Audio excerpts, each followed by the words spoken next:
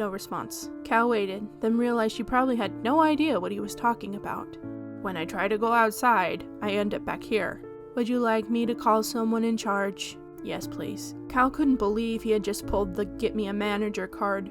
He looked around, expecting to see a line of very angry people behind him, but they were all waiting patiently. He frowned in confusion. People not being outraged that he had not only cut in line, but was holding it up. Now he knew for certain something weird was going on.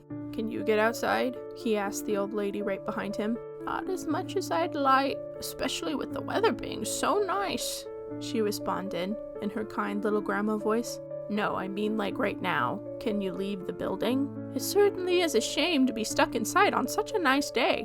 Cal blinked. What? Was she having trouble understanding his question because she was old? Or was this part of the prank?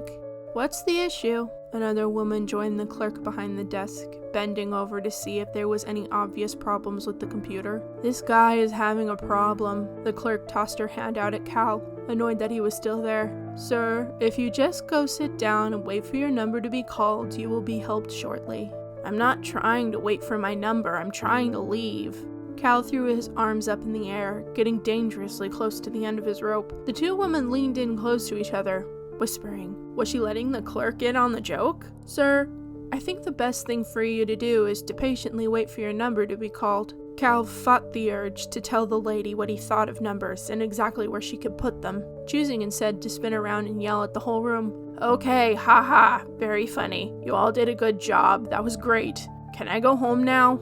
No one reacted. No one gave him so much as a glance. The clerk stared at him, with no emotion in their eyes, no response for his outburst. It was like he wasn't even there. Stupefied, he stepped out of the line, unsure what to do at this point. Across the room, someone left through the front door. They stepped out into a dark void, disappearing into the blackness. Cal ran forward, happy to see literally anything on the other side. When he opened it, there was only the DMV. His head got hot, his ears filled with loud rushing of his blood pumping faster through his veins. Then he started running, pushing through the door again and again, spinning around again, around and around until he was out of steam. A sour churning grumbled in his stomach. The floor shifted under his feet. He tried to go to the bathroom at the back. Instead, he doubled over and vomited right there on the linoleum.